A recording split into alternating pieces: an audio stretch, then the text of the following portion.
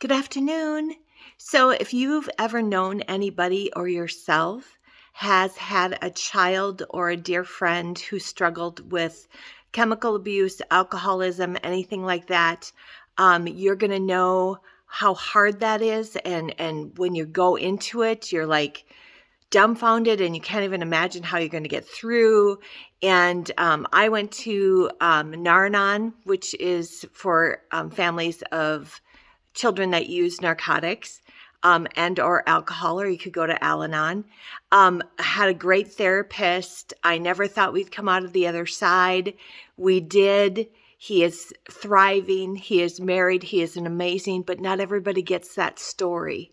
So at the same time, it can be debilitating to your finances if you're sending them to treatment, and it can actually kind of sink you financially.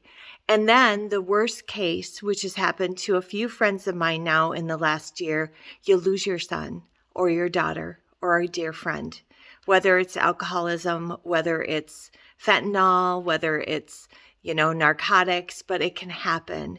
And that has happened more times than I care to admit in the last year, and just in the last couple of weeks, to a young man who was just an exceptional individual with an incredible heart and such a kind soul.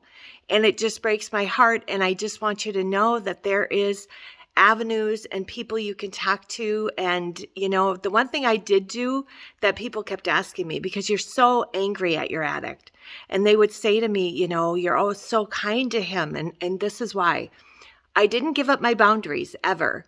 But anytime I saw him, I hugged him and told him I loved him, because basically I didn't know if it was going to be the last time, right?